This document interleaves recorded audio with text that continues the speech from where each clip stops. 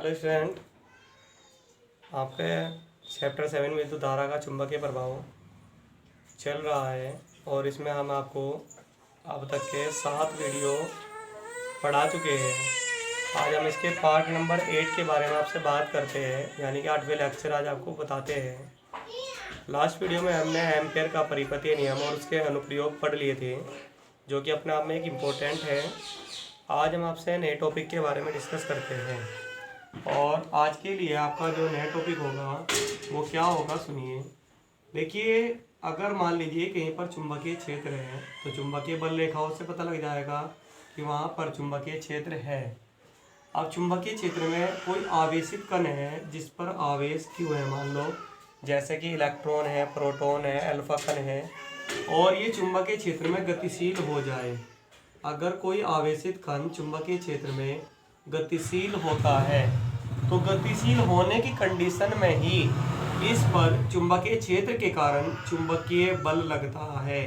तो हमारा आपका जो टॉपिक है ये होगा कि चुंबकीय क्षेत्र में जो आवेशित आवेशित कण होता है उसके कारण चुंबकीय क्षेत्र हमें निकालना है, चुंबकीय बल हमें निकालना है। बात करते हैं आज के टॉपिक के बारे में, पहले टॉपिक के बारे में कि एक समान चुंबकीय क्षेत्र में गतिशील आवेशित कण पर आरोपित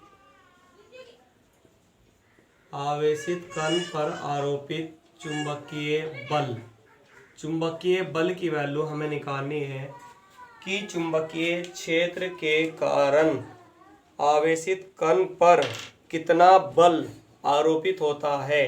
अब चूंकि ये जो बल लग रहा है चुंबकीय क्षेत्र के कारण लग रहा है, इसलिए इस बल को चुंबकीय बल कहेंगे। ठीक है, चलिए ध्यान देंगे। मान लिया कि चुंबकीय जो क्षेत्र का मान है वो तो B है और जो कण पर आवेश है वो Q है, और ये जो कण है चुंबकीय क्षेत्र के लंबवत गतिशील है और V वेग से गतिशील है। फिलहाल लंबवत मान लेते हैं। इस तरह से देखिए कि मान लीजिए कि चुंबकीय क्षेत्र तो x अक्ष पर है और ये z अक्ष पर गतिशील है, आवेशित कण प्लस Q है। ठीक है, तो इन पर जो बल लगेगा वो फ्लेमिंग के लेफ्ट हैंड के नियम से निकालेंगे। वो बाद में मैं आपको बताऊंगा। बल जो लगता है वो दोनों के लंबवत लगता है, यानी कि B के भी लंबवत होगा और V के भी लंबवत होगा।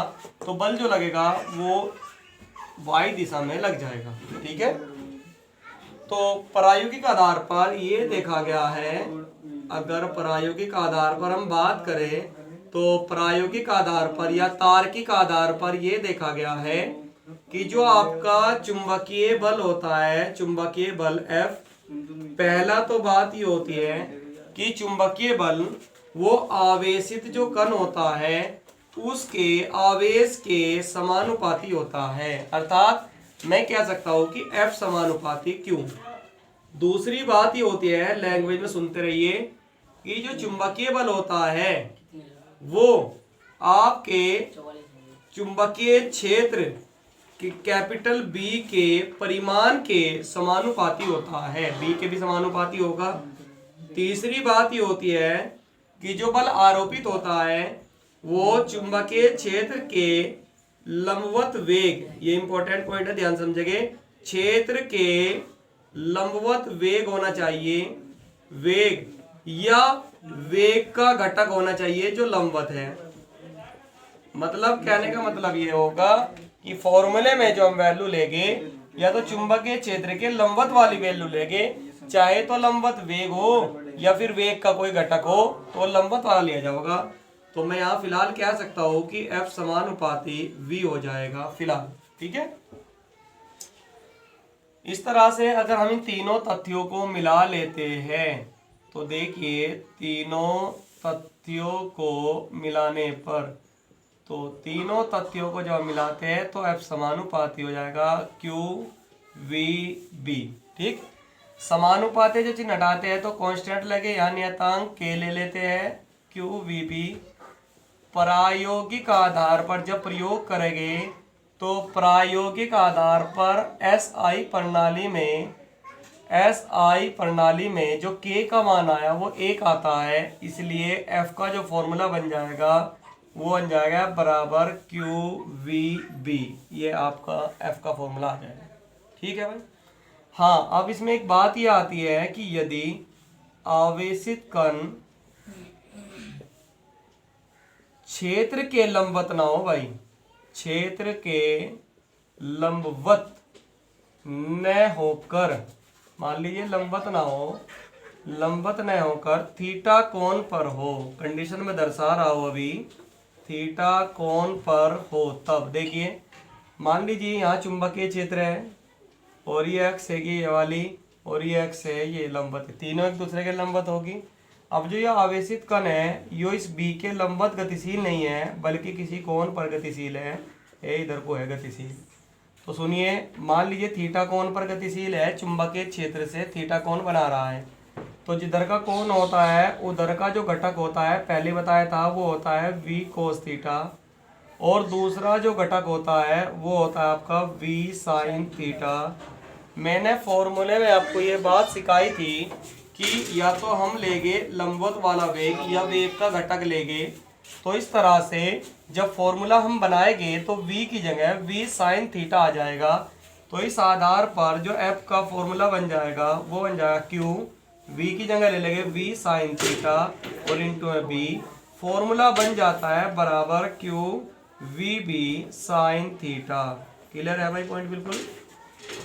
हाँ, अगर आप इसका सदिश रूप बनाना चाह रहे हो, क्योंकि बल एक सदिश राशि है, तो इस प्रकार से आप बनाओगे। बल सदिश है, सदिश का निशान लगा देंगे, आवेश सदिश है नुई रहने दो, और ये हो जाएगा v क्रॉस b, दोनों सदिश है ना, तो साइन आ रहा है, तो जब साइन आता है तो सदिश गुना होती है, और कोस आता है तो अदिश गुना होती है। कोस आता है तो कौन सी गुना होती है? अदिश गुना होती है। ठीक है ना भाई, ये आपका कंप्लीट हो जाता है। इसमें मैं आपसे एक और टॉपिक डिस्कस करना चाहूँगा, और वो आपका टॉपिक होता है लॉरेंस बल। साइंटिस्ट का नाम है लॉरेंज, एक वैज्ञानिक का नाम होता है। उन्होंने एक छोटी सी बात बताई, क्या कि अगर कोई भी आवेशित कण ऐसे स्थान पर गतिशील हो जहां चुंबकीय क्षेत्र के साथ साथ वैद्युत क्षेत्र भी हो, और कोई आवेशित कण यहाँ गतिशील है, तो आप सुनिए, वैद्युत क्षेत्र अगर है तो कौन सा बल लगेगा? वैद्युत बल लगेगा। इसी तरह चुंबकीय क्षेत्र अगर है तो अभी बताया मैंने, तो कौन सा बल लगेगा? चुंबकीय बल लगेगा। इसका मतलब ये हुआ कि अगर आवेशित कण ऐसे स्थान पर गतिशील है जहां पर वैद्युत क्षेत्र भी हो और जहां पर चुंबकीय क्षेत्र भी हो, तो वैद्युत क्षेत्र के कारण तो वैद्युत बल लगेगा और चुंबकीय क्षेत्र के कारण चुंबकीय बल लगेगा। इस तरह से तो दो बल लग जाएंगे, वैद्युत बल प्लस चुंबकीय बल। इन दोनों बलों को कंबाइंड रूप में वैद्युत बल और प्लस चुंबकीय बल, इन दोनों बलों को कंबाइंड रूप में वैद्युत चुंबकीय बल कहते हैं। क्या कहते हैं इसे?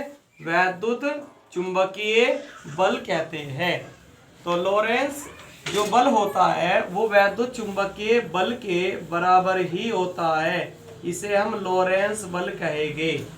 तो इस तरह से आज का जो डेरिवेशन है अब का जो वो ये है कि लॉरेंस बल, और उसके बारे में मैंने बता दिया कि जब कोई कण ऐसे स्थान पर गतिशील हो जहां वैद्युत क्षेत्र और चुंबकीय क्षेत्र दोनों हो, तो दोनों बलों का जो योग होता है उसे वैद्युत चुंबकीय बल कहते हैं, और ये जो वैद्युत चुंबकीय बल होता है इसी को हम लॉरेंस बल कह देते हैं। क्लियर है? मान लेते हैं कि कोई आवेशित कण है, उस आवेशित कण पर जो आवेश है वो तो आपका Q है, उसका जो वेग है वो मान लीजिए v है, वैद्युत जो क्षेत्र है वैद्युत क्षेत्र का मान मान लीजिए E है, और जो चुंबकीय क्षेत्र है चुंबकीय क्षेत्र का मान मान लीजिए B है भाई। तो बताइए तब वैद्युत बल का फॉर्मूला क्या होगा? वैद्युत बल को लिखूंगा Fe, फॉर्मूला होता है बराबर QE। और चुंबकीय बल का फॉर्मूला क्या होगा? एफ एम मैग्नेटिक फोर्स लिख दूंगा, वो फॉर्मूला होता है बराबर क्यू वी बी लिख लो, या थीटा कोण पर होगा तो q v B sine theta भी ले सकता हूं मैं। इसलिए लॉरेंस बल का फॉर्मूला बन जाएगा, लॉरेंस बल, दोनों बलों के योग को लॉरेंस बल कहते हैं। वैद्युत बल प्लस चुंबकीय बल, वैद्युत बल हो गया क्यू ई और चुंबकीय बल हो गया q v B sine theta. अगर दोनों को हम सोल्व कराते हैं तो दोनों में से देखिए क्यू तो आपका कॉमन आ जाएगा और जो वैल्यू है वो सब अंदर बच जाएगी, इसलिए बल का मान बचेगा। क्यू तो कॉमन ले लिया भाई, ये आ गया ई प्लस के वी बी साइन थीटा हो जाएगा। ये आपका जो फॉर्मूला होता है ये लॉरेंस बल का होता है। हाँ, इसका मैं एक सदिश रूप बना सकता हूँ। सदिश रूप अगर बनाऊंगा तो देखिए बल सदिश राशि है, सदिश का निशान लगा दीजिए, आवेश सदिश है, नहीं रहने दीजिए। ई सदिश है, ई पर सदिश का निशान लगा दे। वी और बी की गुना होनी, साथ में साइन आ रहा है इसलिए क्रॉस गुना होगी, तो ये हो जाएगा वी क्रॉस का बी। ये भी फॉर्मूला हो सकता है। ठीक है जी।